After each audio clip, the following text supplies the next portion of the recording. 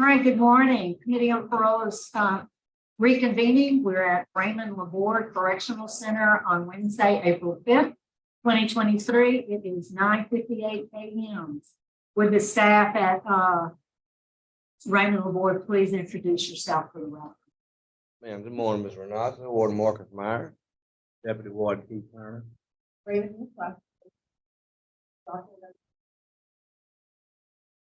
okay, thank you. And we are ready for our first case. That's Mr. Seamster. Would you introduce yourself, sir? Tell us your name and your DOC number. Michael Seamster, 118142, ma'am. You have counsel with you there this morning? Yes, ma'am. Good morning, Ms. Renata. Robert Lancaster with the LSU Parole and Reentry Clinic here today, representing Mr. Seamster. With me is Robert Everett. He's a second-year student at the LSU Law Center. He is not certified under Louisiana Supreme Court Rule 20, but he has worked with Mr. Seamster in preparation for today's hearing. He also worked on the packet that was submitted to the committee in advance of the hearing. He's prepared to make a statement in support end of this hearing should the committee be middle. Okay, great. Yes, and we got that statement at the end, Mr. Everett. We also have here with us in Baton Rouge, representing the victim, Ms. Thomas, who will be speaking, Mr. Taylor, who will be speaking again, Ms. Thomas, Mr. Thomas, John Thomas. All of those will be speaking on behalf of the victim. We also have Jeffrey Jacob, Janai Bailey, and Sheila Taylor, who are also speaking. And at the appropriate time, all who have indicated they'd like to speak. First, I'll read some identifying information into the record, and then I'll turn it over to Mr. Roche. Mr. Seamster, your case has been assigned to him. So, Mr. Seamster, you're here this morning. Let's see, you're classified as a fourth felony offender. You're currently serving a 50-year sentence for a attempted second-degree murder conviction in Webster Parish. You were sentenced in April of 2005. You have a parole eligibility date, July 20th, 2023. You don't earn good time, and you have a full term date, which is July 19, 2053. Mr. Seamster, does all that sound correct? Yes, ma'am. Okay. Would you answer Mr. Roche's question? Thank you, Madam Chairman. Good morning, Mr. Seamster. Morning, sir. Morning, how are you? Morning, Mr. Roche, doing good, thank you. Mr. Seamster is 6 years old, is that correct? Sir. You're currently 6 years old, is that correct? Yes, sir. And when you committed this vicious murder, you were about 40 years old? Yes, sir. So you were not a young. That's true, sir. You're a fourth felony offender. And as far as I can see, you've served 19 and a half years of a 50-year sentence. Is that correct? Yes, sir. And 19 years ago, you agreed by via of a plea agreement with the state of Louisiana and the victim's family that you would serve 50 years so you wouldn't have to go to trial and possibly be sentenced to life. Is that correct? Yes, sir.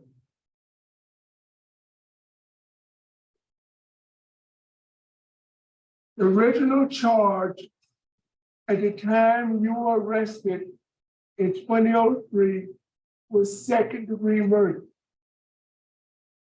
Is that correct? That's correct, sir. And you could have been sentenced to life, and you chose to agree to serve 50 years to take that office. Am I correct? Am I correct? Correct, sir. Okay. Now, Mr. Seamster, I will acknowledge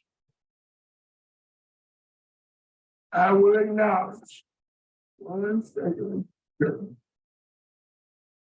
that you have accomplished a lot of things while you're incarcerated.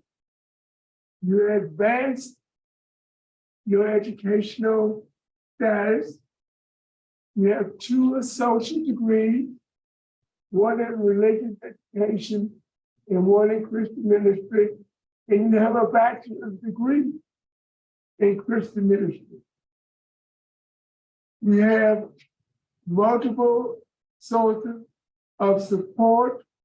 We have 3 or 4 letters from educators and other officials acknowledging your achievements and saying that they will support you when you're released. You only have 3 write-ups in 19 years of incarceration. That's an excellent disciplinary record. We will revisit a write-up that you got in 2017, a 30W, and I know exactly what a 30W is, but we will talk about that write-up a little later. You have certification in landscaping. You have certifications in pesticide, both private and commercial pesticide. You have a low risk assessment. You have served your 19 years very well. And I would like to thank you for the service you did defending our country. Thank you for your service. I'm almost sure your student attorney Everett, will enter any other accomplishments into the record when he does his presentation at the appropriate time. But I want to focus, and I want you to focus on the offense and whether or not you are ready to be released at this time.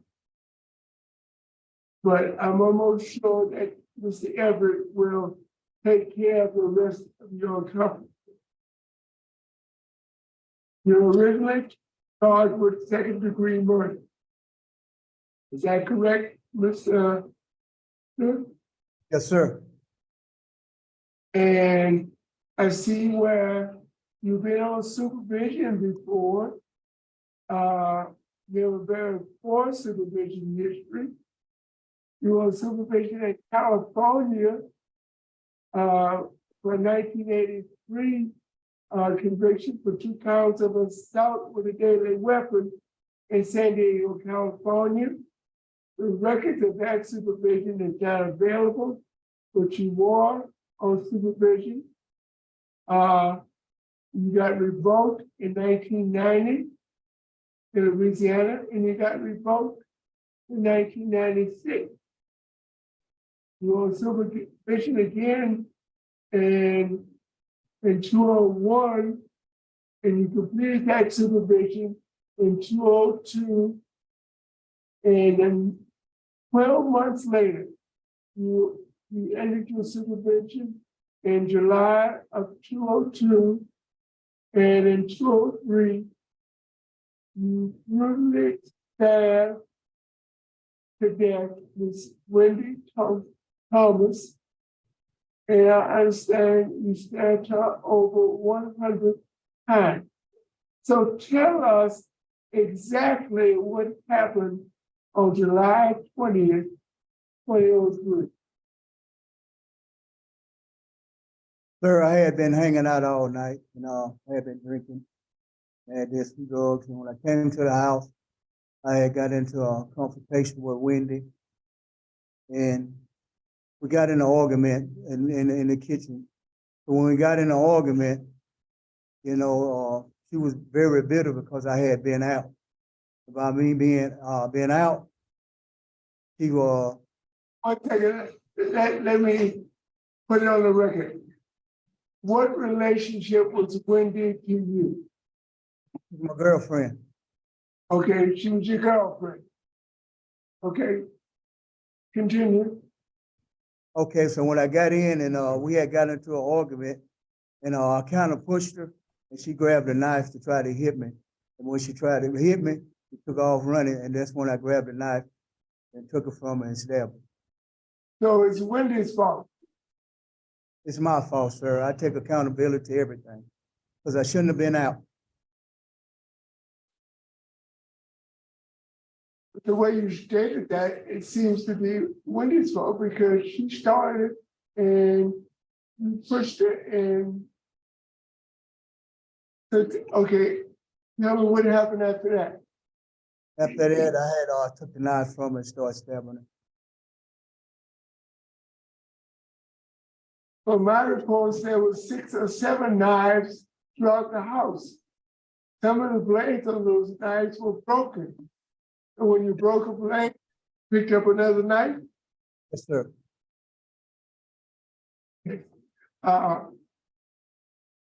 Just for informational purposes, you have adamant opposition from the DA's office, Mr. Scarlett Marvin in Webster Parish, who submitted a very strong letter of opposition. You have opposition from the Sheriff's Office in Webster Parish, and you also have opposition from the Chief of Police in Mendon, Louisiana. You have multiple opposition from the members of the victim's family. We have on record at least 8 or 9 letters of opposition, and the family is here today, and they will give an appropriate and sufficient time to make their presentation a little bit later in this hearing. Let's go over your criminal record. You have an extensive criminal record, 20 or more arrests, including 14 violent arrests and 2 DWI. Your extensive history of violence dates back to 1983, when you convicted of 2 counts of assault with a deadly weapon in San Diego, California. Along with that, you were arrested for a battery with serious bodily injury. That was dismissed as a part of your plea deal to the 2 assault charges. You were also arrested in San Diego on that day for battery on a person. That was also dismissed as a part of the plea deal. In Mendon, Louisiana, you were arrested for aggravated arson, another violent offense.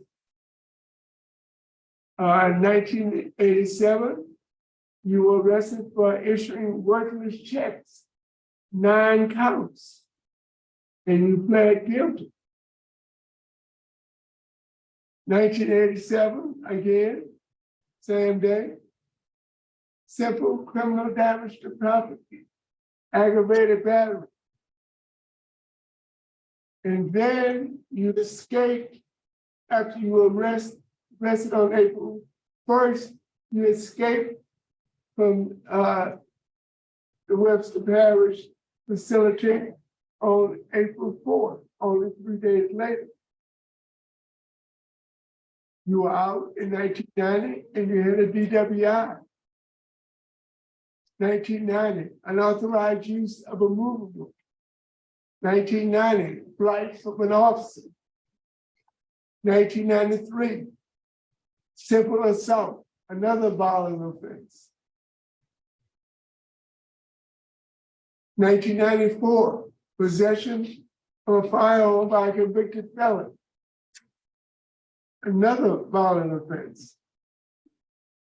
1996, aggravated battery. He pled guilty to second-degree battery, another violent offense. 2002, simple battery. You were convicted, another violent offense. 2003 again, simple battery. It was not processed.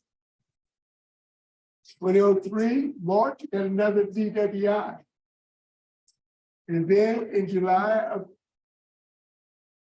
2003, second-degree murder. But it doesn't stop when you were arrested for the murder of Miss Wendy Thompson. The next year, you had an aggravated escape.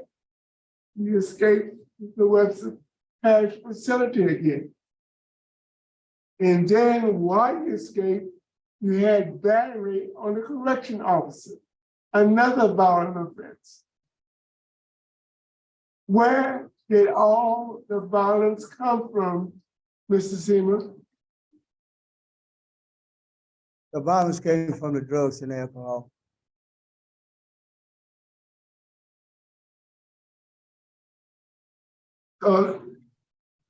Let's 1 second.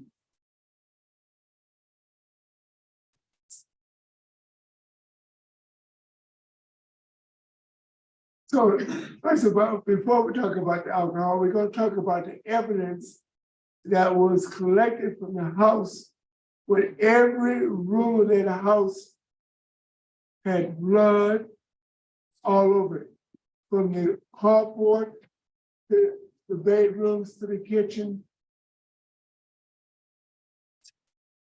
One knife was found on the dresser in the bedroom. One knife was found on the kitchen floor near the laundry room.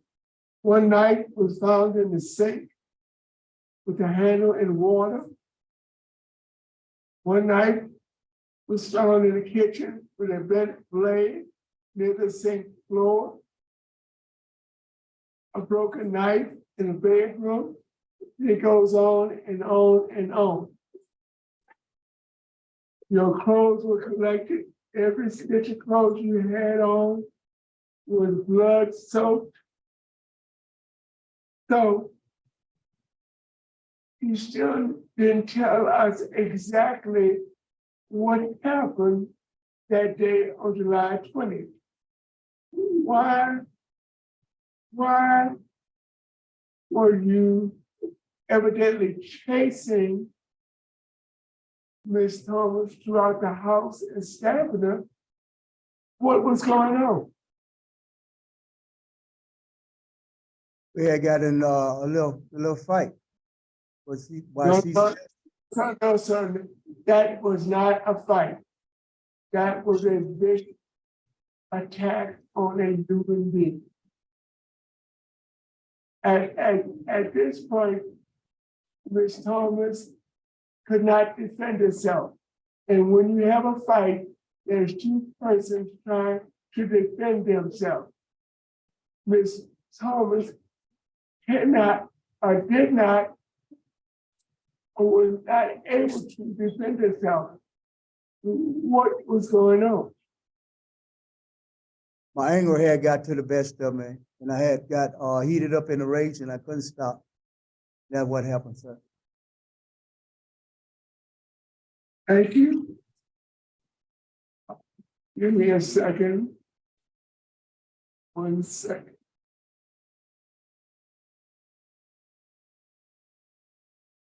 Let's talk about your drug and alcohol issue, okay?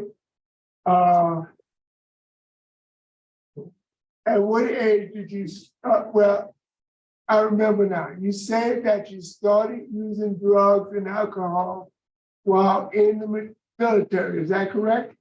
Yes, sir. At what age were you at that time? I was, I believe I was 19, sir. Okay. And what did you start with? I started with alcohol, sir. And beer, whiskey, or what? Whiskey, sir. And when did you start using drugs? About a year later, cocaine. You were still in the military. Yes, sir. You started with cocaine. Did you ever smoke marijuana before that? Yes, sir. I have smoked marijuana. And when did you start smoking marijuana? And I was probably about like 18. That was before the military. Yes, sir. So a year after you got into the military, you started drinking hard alcohol and using cocaine. Yes, sir. How long did you stay in the military? Stayed in there 6 years, sir, with honorable discharge. Did you use drugs and alcohol for the entire 5 years after that? Off and on, sir. How did you perform your duties under the influence of drugs and alcohol? Well, it was on the weekend, sir, like a Friday night or something like that, but not during the weekdays, sir. When I went out to the clubs. So when you got back in Louisiana, did you continue to use drugs and alcohol? Yes, sir. I used drugs and alcohol off and on. When did you arrive? When were you released from the military? I left in 1986. 1986. So Yes, you used drugs and alcohol after arriving home 1986 until you murdered Miss Thomas in 2003. So we're talking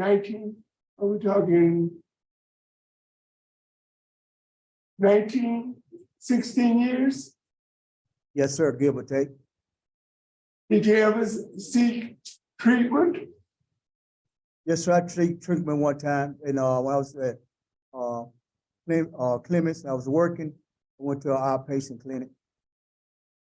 Was never inpatient treatment. No, sir. No inpatient clinic. How long did you stop using drugs and alcohol after going to the outpatient treatment? About like 8 months.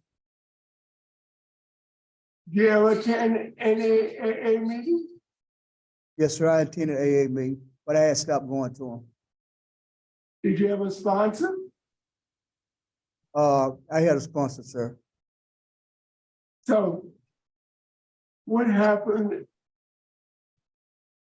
that you stopped going to AA meeting? Well, I went to back to my old stomping grounds, hanging around the same old friends, people, places, and things. That's what got me in the bind again, sir. Okay. Now, according to my records, you have completed pre-release, anger management, and moral compass.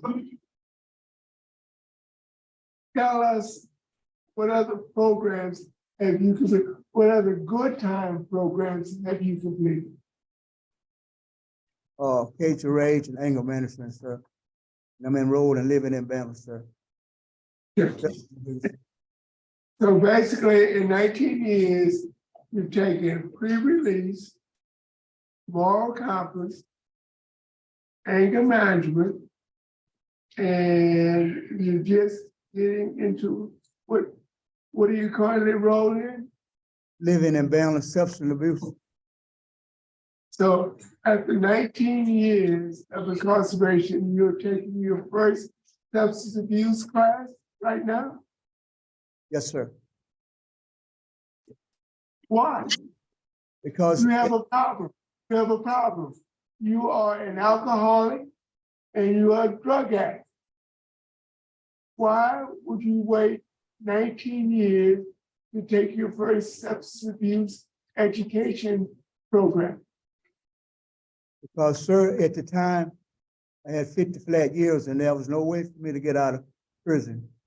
And so what I did, I changed my life and I had a spiritual awakening, and I used God as my higher power to change my life from the old man to the new man. Because I was created in the image of God as being an order from the recent man. And I enrolled in Bible college and I started going. Sir. So what you're trying to tell me is that you had no chance of being paroled, and there was no sense of rehabilitating yourself.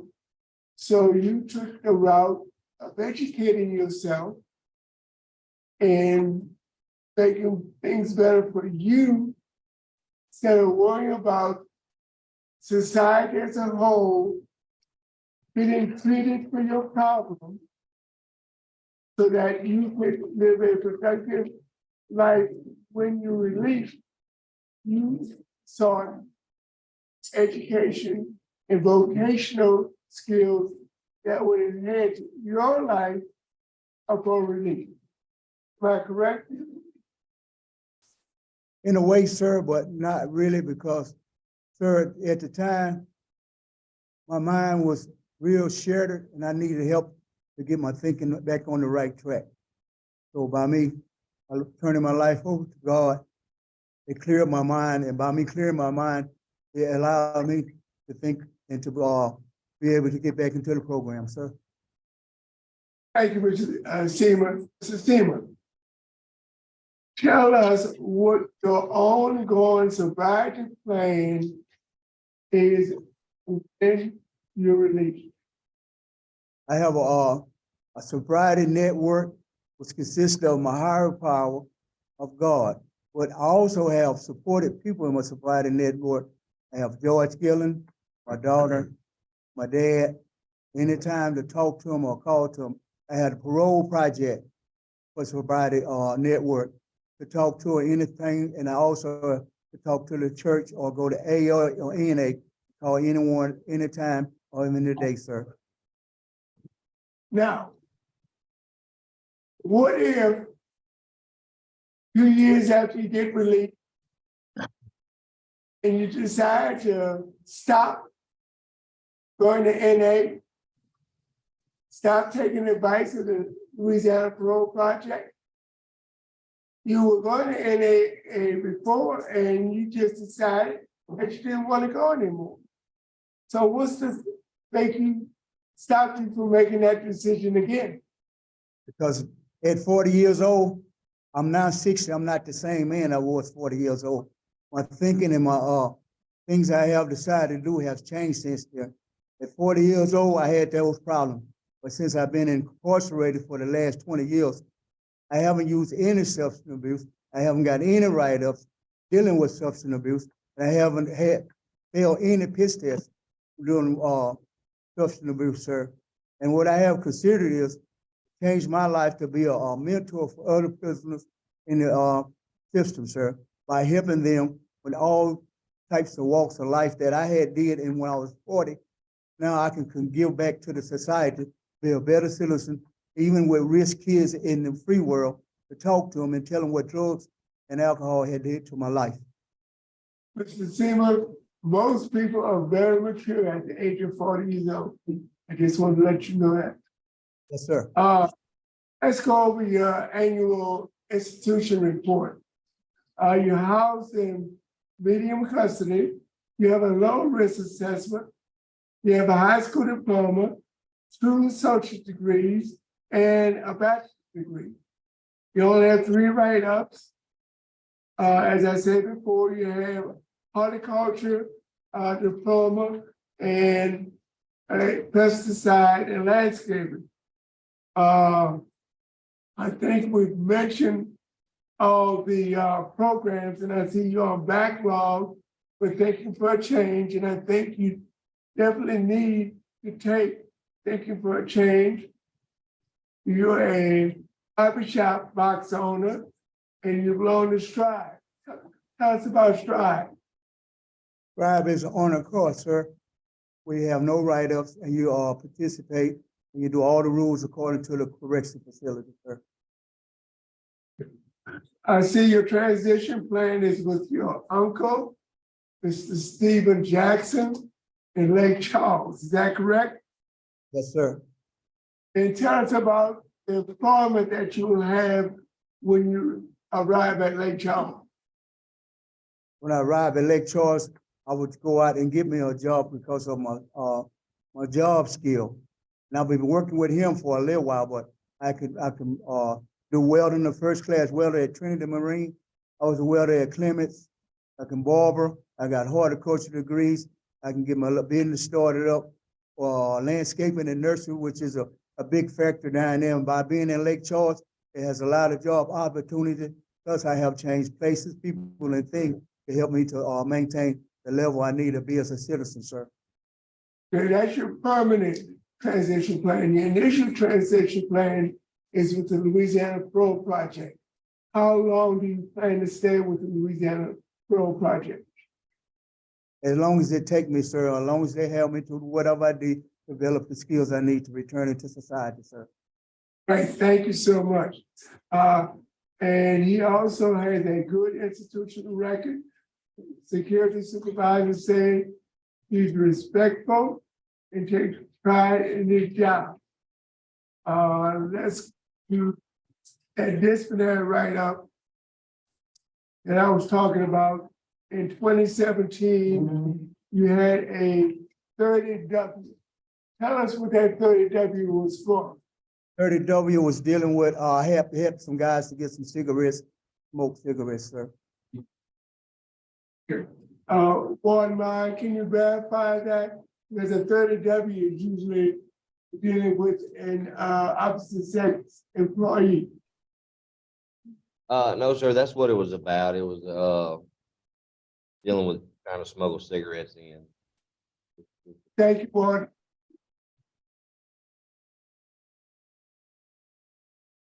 Now, I see you have no history of mental health. You're level 5 in mental health. But I do think that you need a long-term substance abuse program. Mr. Seaman, you have a problem. You're an alcoholic and you're a drug addict. Do you agree with me? Yes, sir. For the last 20 years, I haven't had any substance abuse. But I will But agree with you. how long will you be an alcoholic? According to the program, forever.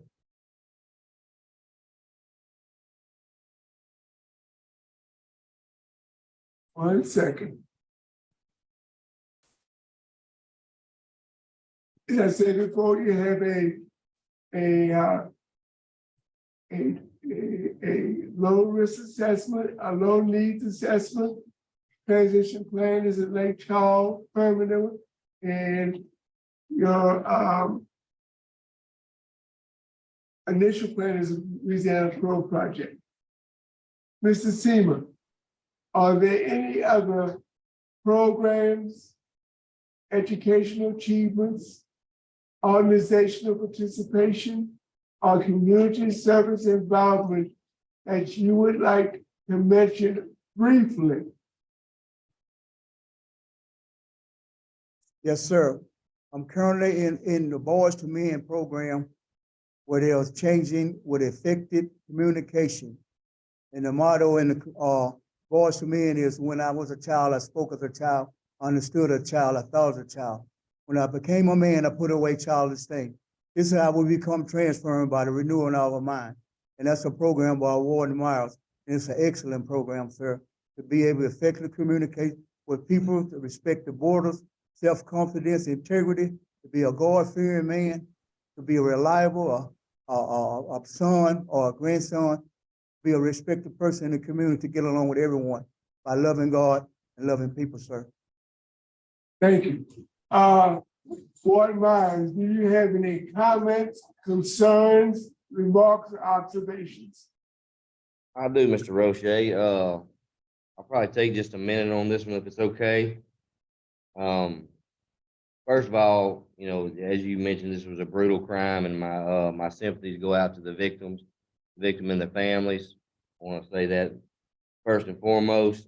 Let me begin by the positive things Michael's done. You mentioned a lot of them. He's taken some good classes. He's improved his education. I have to note that, as you mentioned, he has a serious, very poor history with violence, but since his time in incarceration, he hasn't had even as much as a fight. So, I have to commend him for that. I do have to commend him for his conduct here at the facility. He is a facility barber. As he mentioned, he's in my Strive program, which is an honor program, and he's enrolled in my Boys to Men program that I recently created, which is not a good time class. This is a volunteer class. They'd earn nothing from this other than good life skills. And so I commend him for being on. This is my second class, and he's been on backlog and got into this one. And so I think that's going to be a positive impact for him. But having said all that, I believe he needs, as you said, extensive substance abuse programming. He's currently enrolled in phase 1 of Living in Balance, but I'd like to see him complete all phases of that before his release. He's backlogged for thinking for a change. He needs that before his release. And also, he's not backlogged, I see right now, but I will make sure he gets in that for our victim impact program. I think that's going to be extremely important because, just listening to he and I had a long conversation the other day through his conversation with you. I don't think he yet fully really understands the true impact of his crime and the severity of it. I think he realizes it, but I don't think in his mind he's accepted it yet. I think he's on the right way. I think he's on the right path. But I think he needs to complete these things and do a little bit more searching. And we want to give him the tools to succeed. We want to make sure when he goes home that he succeeds and stays home and gets past these anger problems. So I do believe those classes help him tremendously. Madam Chairman, Thank you, Mr. Roche. Could we hear now from the Parole Project, Mr. Myers? Yes, good morning. Kerry Myers with Louisiana Parole Project here to say that should this board grant Mr. Seamster his release today, Parole Project will provide him with all the transitional support our program has to offer. That'll include transitional housing. That'll include skills in financial and technology, in social norms. We will connect him to all consumer skills. We're connecting to all the services that he needs. When Mr. Seamster made his plea 20 years ago, he didn't, obviously, he had no knowledge that he would someday be eligible for parole. Act 122 created that opportunity for him. I have to agree and commend him for the work that he's done, particularly getting his degrees, both his associate's and bachelor's degree in Christian ministry, and working as an inmate minister. We believe that he has a strong support system once he is finished with the Parole Project. And so we just want to let the board know that we support him through this process. All right, thank you. All right, we'll hear from the opposition now. Could we hear from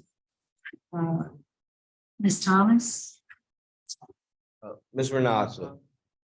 Yes, sir. Pardon me. We do have his father here. Please, before you go to the victim, if you'd like to allow him just a brief moment. Sure, I'm sorry. I have that on my list, so y'all will just bear with me while you get ready.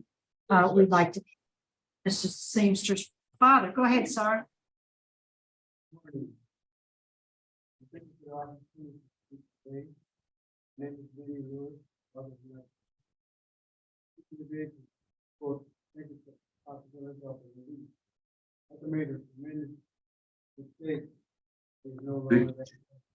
We're having a little difficulty hearing him. Can you step closer to the microphone?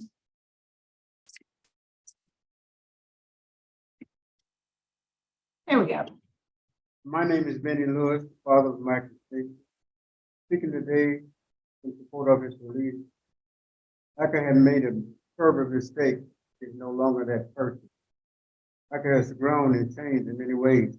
Relationship, understanding, and consistent conversation, which is his love for the Lord. In his ministry, he too is trying to lead people to the Lord. The family will be affected in many ways by his presence. We have time to be with his children, grandkids, direct and encourage them in positive ways in life. Tucker has many talents would help him support himself. Some are welding, cooking, barbering, carpentering, teaching. He took advantage of the classes while he was incarcerated at all times. And he has certificates in many things that I've heard very earlier that I agree with, like landscape and nursery and other things like this. We talked about them when we called and talk or write letters like that. I will continue to support him the best I can while the program is going on. Thank you. Thank you, sir. Thank you. All right, Thomas.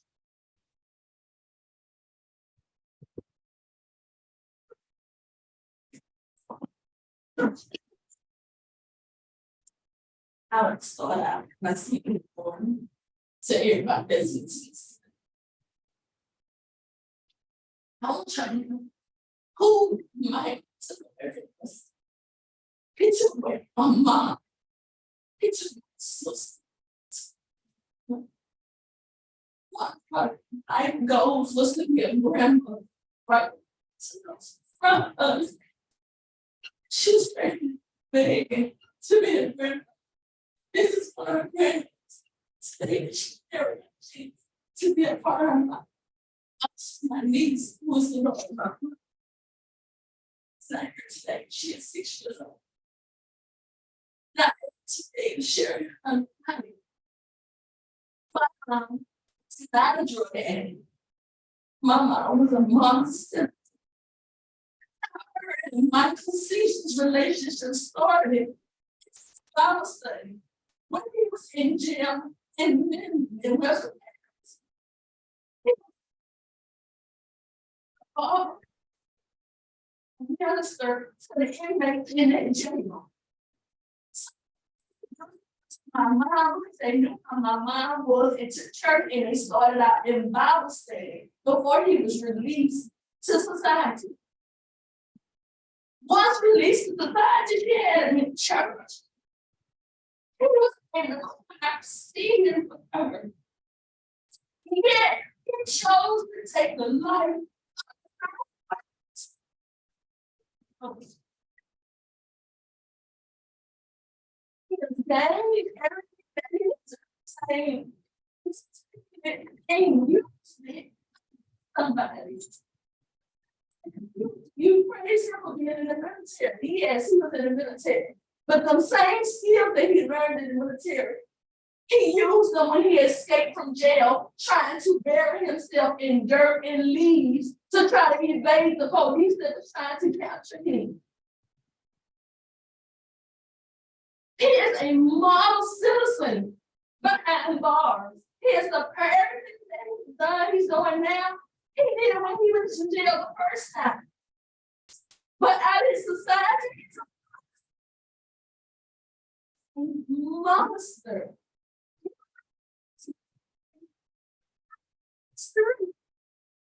He got arrested, got released, he got worse.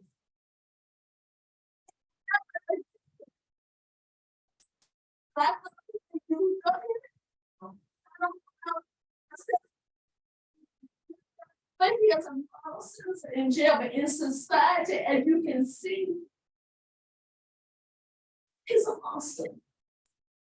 And I'm here today to oppose the release of my husband. So when we received that letter, yes, we accepted the 50 years. We accepted the 50 years of him being locked up for taking away my mother's life.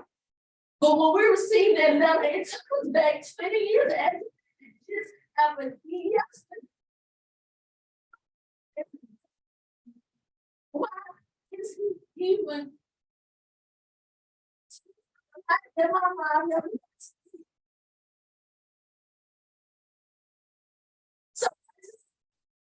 on her behalf. And speak my peace and how I feel about the situation. And I pray that you always in this consideration today. Yes, ma'am. Thank you. And, Tim, Thompson, Thompson.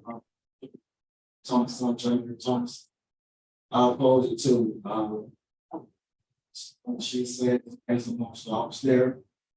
A lot of my mom's struggles with Michael. And I heard everything that he's saying right now that was supposed to be. He's a changed man. He's not gonna do this anymore, not gonna do that anymore. He's a liar, he's a monster. He's a straight up liar and monster. And we use anything he can to try to fool people. But my mama gave him a chance, because she was a God-fearing woman. She believed in the Bible and tried her best to help him change, be a difference maker. He sung in the choir, all that stuff. All it was a cover up for who he really is. He did not have to take my mom's life. I wish he should, like some other girl, would never truly know what her mother was, how she impacted my life. He's a monster. I was there the day that I was there. She told me she was gonna be okay. The reason I left the house before he did what he did to my mother. I wish I would have left. I wish I would have been able to protect her. And it's not a day go by that I wish something would have been different.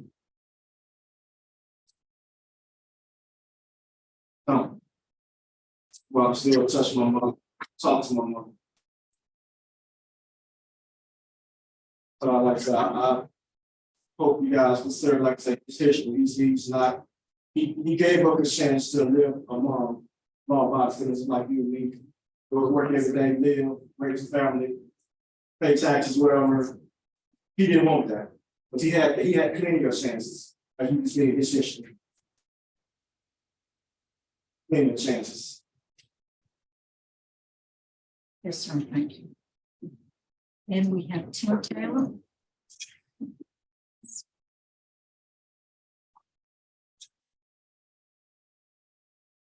My name is Jeffrey, and I'm with his brother.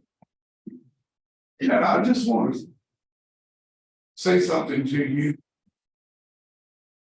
in place of my 87-year-old mother, because she couldn't be here today. She want to know why, first of all, would you take her baby like that? She want to know, after 20 years, you have no remorse.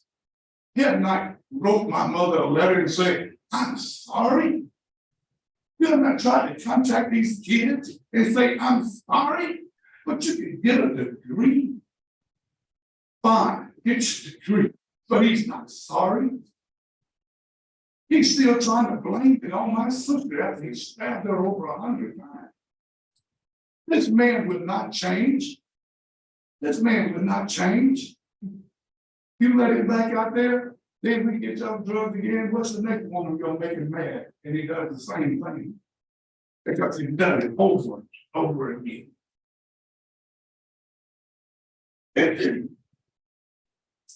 every day we go through this every day with my sister. Not here. She was a kind person. She tried to love this guy and help him. She tried to stand by him, like she said. He's been in the church before. He knows the Bible. The devil knows the Bible. Guarantee you. So he's not going to change. Yeah, okay. They got him locked down. He's doing what he had to do to make it. I understand fine. But he doesn't deserve what he agreed on. So we wouldn't have to go to trial 50 years. But not possibility of parole. And now we come down the road and some legislation and change the game. He should not be awarded that. He should not get that on his, to be released like that, because he accepted it. He pleaded guilty. He knows what he did. Like you said, he's a grown man, he's 40 years old. But one Sunday morning, instead of going to church with my sister, he decided to go home and cut her tires on the car so she couldn't leave. He decided to lock her up in the house so she couldn't get out. And he decided to take life. He decided to take life. You don't have that right to take life. God has that right to take life. Because he can't give her life back after 20 years. Just because you spent 20 years, you can't give my sister back. Yes, sir. Yes, sir, we appreciate it. Right, Thank you. what, just be brief, we only had, this is be brief, so I didn't have him listed as a speaker, we only allow 3 people to speak. I'm sorry, thank you. Again, thank you. Appreciate the order. Appreciate the opportunity. Words. I would repeat a lot of things that he said. One thing I do know for sure. His father is there. Benny Lewis. That man cut my hair. Our father. You're like, well, where is the relationship coming from? Wendy is my sister. And what you see here is a picture of what that family is. Wendy's mother was Jeffrey's. Wendy's father, not home. We are all family. These guys here, I saw them come to work. Wendy was in my life when I was, she was already. This is Mr. Warren, Jacob T. He said it all. And what seemed to get not say. We're talking about the Bible, we're talking about God, we're talking about this. When his father was a gospel singer, a recording artist, that was his passion. My whole family comes from our grandparents, but we hang our hats. On the way down here from Dallas Fort Worth, that is an 8-hour drive. I could not stop wondering, why am I taking off work? Why am I driving 8 hours? Why am I getting hotel rooms? Why am I doing these things?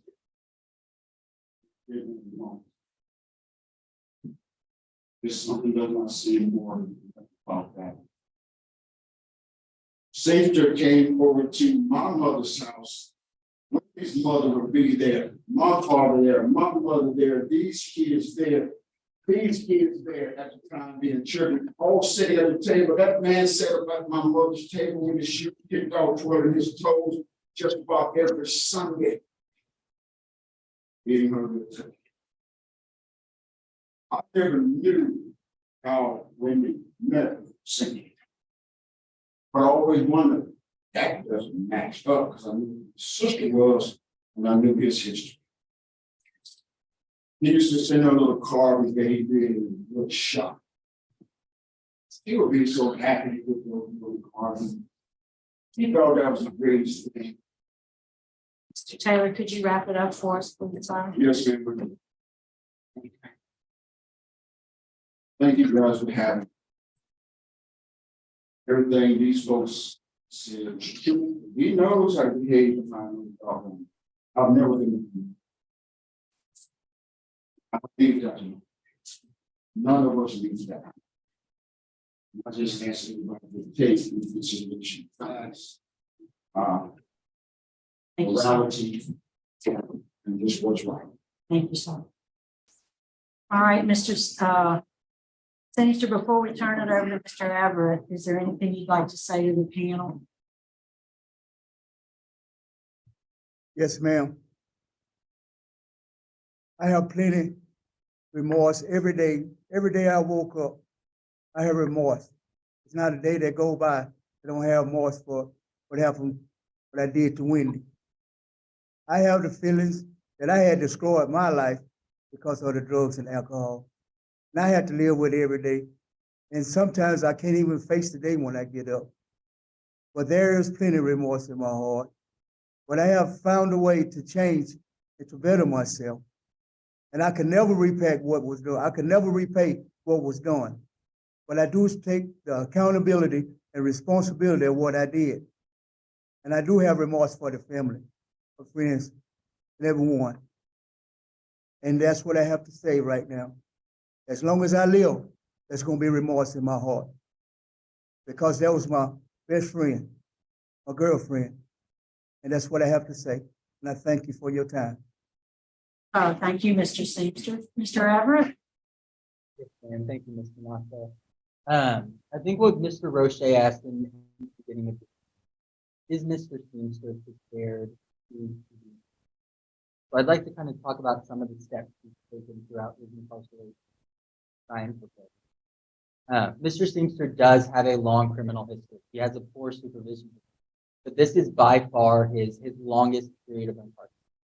This almost 20 years has given him the time and the resources that he needs to go about rehabilitation.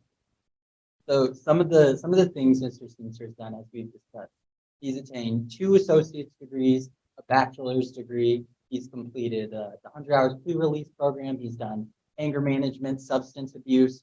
One of the issues that plagued Mr. Seamster in his past was his violence. So he's tried to take steps to make up for that issue and to rehabilitate himself. He's taken those anger management classes. And he's gone almost 20 years with not only not a violence write-up, but he's only had 3 write-ups in his entire period of incarceration. I'm sure y'all know it's very difficult. I'd also like to talk about the substance abuse steps he's taken. He is enrolled in the Living in Balance class, so he will complete that class. He also has developed a very specific substance abuse plan, which I'm sure y'all know this is a very nerve-wracking experience for him. So he wasn't able to give you the explicit details of that, but I can break that down. He's developed a 3-stage substance abuse plan. The first stage is relying on what we call his substance abuse team. So that's his father, daughter, Mr. Gillum, his uncle, that team that he knows that he can rely on. And he's actually set up opportunities to meet with them via phone or in person every week to discuss how his substance abuse journey is going, his sobriety journey is going. And then his second step in that 3-step plan is utilizing the kind of toolbox he's acquired throughout his incarceration period. Meditation through prayer, open communication, things like this are all skills that he's been able to acquire through his educational opportunities and through the programs he's doing. And then his final step in that sobriety plan is to work with the Parole project, get the AA and the NA meetings that he needs while in Baton Rouge with the Parole project, but also when he moves to Lake Charles with. Now, I think Mr. Seamster recognized that he's worked hard to change who he is, but he's a work in progress. And he's very open to doing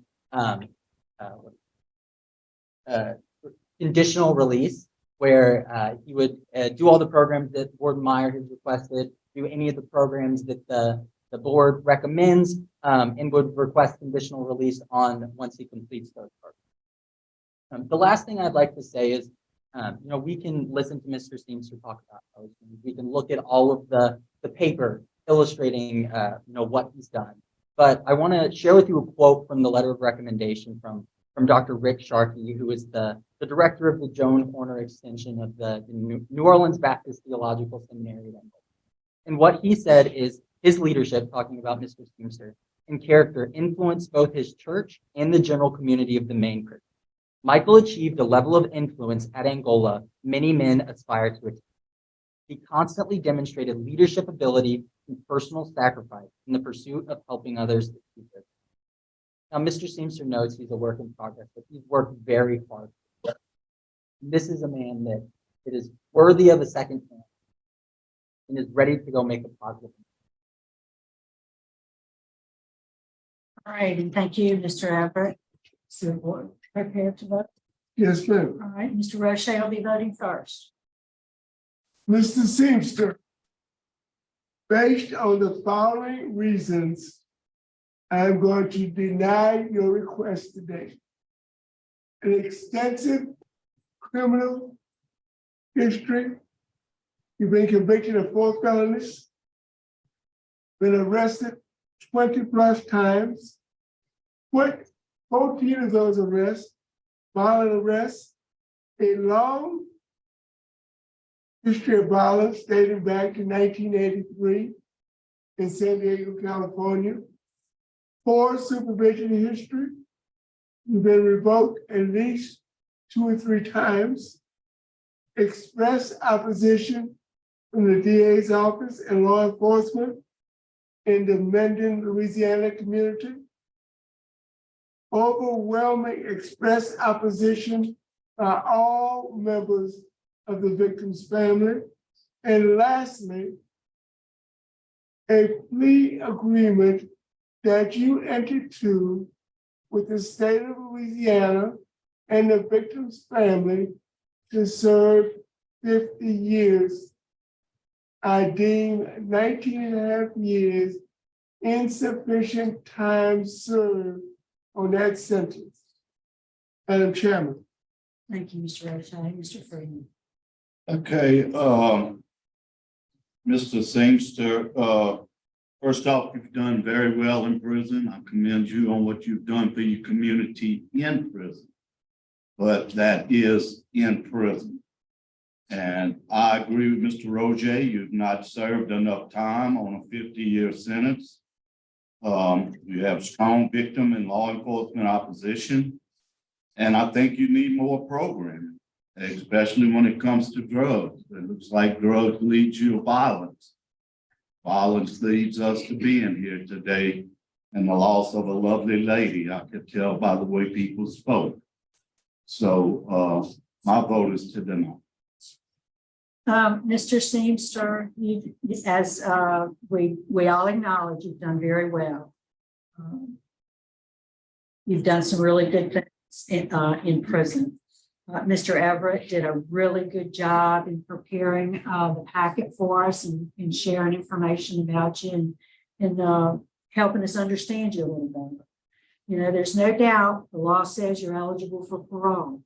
Warden Myers said good things about you. He believes you got a little more work to do, as do I. My vote today is going to be to deny you parole because I think you got some more work to do, but you have done a great job. So keep doing what you're doing. You know, you have some very strong opposition. You have a family that's really still hurting. So victim awareness will help you out. I do. So today, sir, you received a unanimous vote to deny your parole. Good luck to you.